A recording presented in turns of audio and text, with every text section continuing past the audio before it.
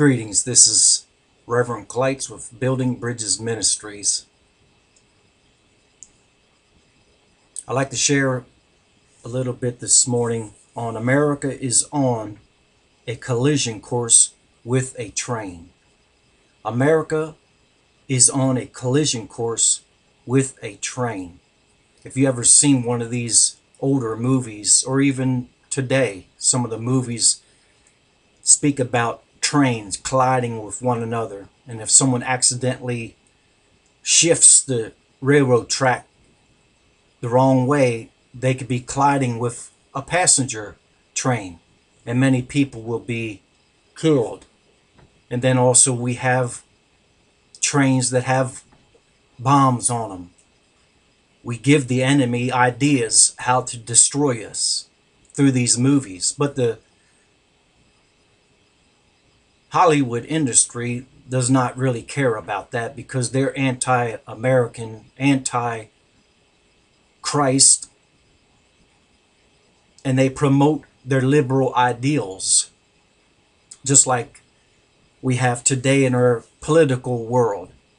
I just saw a news broadcast that some atheists up in the Pentagon, I believe they said it was a general, is trying to push that all Christians that propagate their faith or express their faith to others, they would either be demoted, put in jail, or kicked out of the military.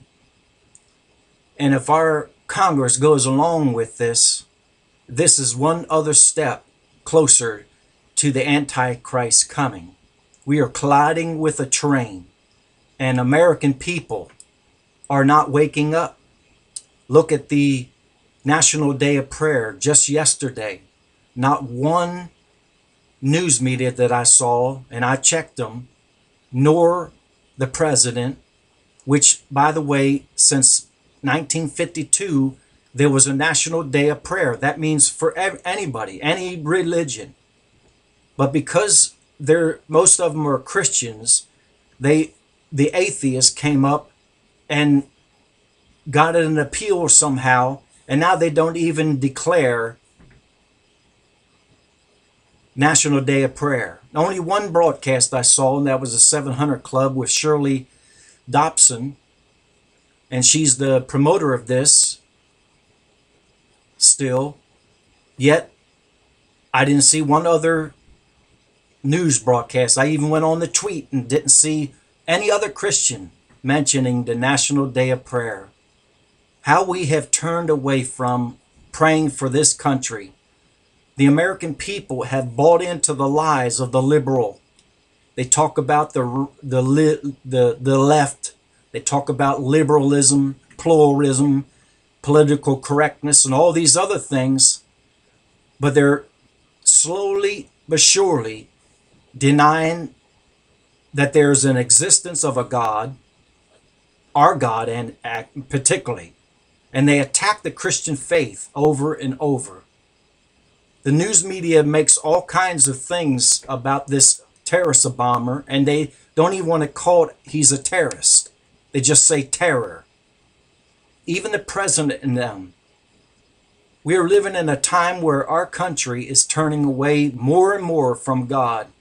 And you as a believer, if you don't stand up and talk to your Pentagon or your congressmen and senators about this atheist that's in the Pentagon, then our Christian soldiers are going to be persecuted here in America, and they're defending the American freedoms, and yet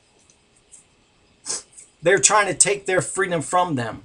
I've heard already that chaplains and others, Christians, are being persecuted because of their faith and their denial of marrying homosexuals. There's a homosexual that just came out and declared that he was a homosexual basketball player and tried to attribute him to Jackie Robertson, the baseball player. What nonsense. That man's probably would turn over in his grave that they would allude to him as somebody that's living a ungodly lifestyle. And yet Christians, preachers don't even preach it behind the pulpits no more. We don't have to say it all the time, but we need to stand up in these last days. And let me say, the book of Hebrews and Paul's epistles, they all thought they were in the last days then. So how much more so are we in the last days now?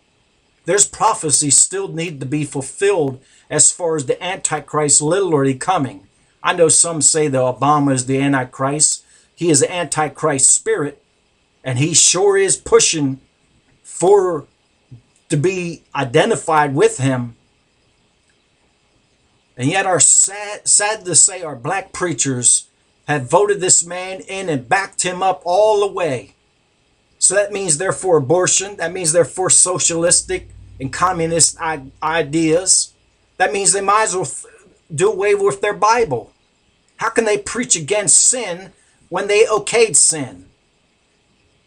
I say shame to you black preachers and anybody else that goes along with this spirit of Obama.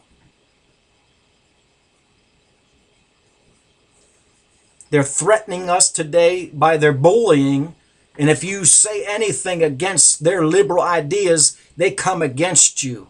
They'll try to take your freedom, get you fired, take your 501c3. By the way, they're trying to do that in California, trying to take the youth ministries and take their 501c3 from them. Next is going to be the church, which they have been trying to do for years, but they're getting closer and closer. By the way, there are laws on the book in our Constitution and everything that I have read, I've studied, that a church does not have to be under 501c3, but we wanted to be like the world. And now we have the IRS involved telling us we cannot preach about politics and elections and things like that. We've opened up the door for the enemy. There are laws that says that the IRS and anybody else, even the IRS, I have documents that say that they cannot touch our nonprofit status. But they're trying to make laws now to do so. But we're not going to wake up. I see that. Christians don't really even care. It's sad how we have put our heads into the sand and we're on a collision course with a train.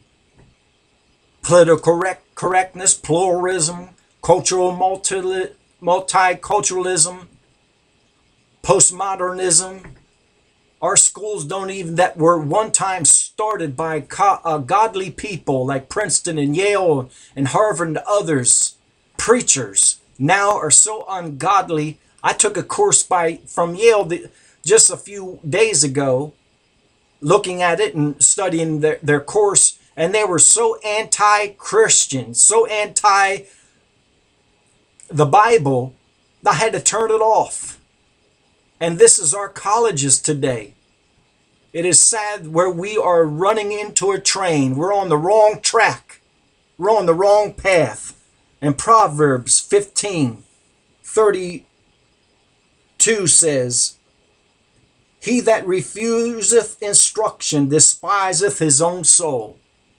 If you refuse this message and do not wake up and call your senators and Congress and back up some people that need your help financially and you're in a church that's preaching against the word of God and goes along with these things, then you're just part of that. You're part of that problem.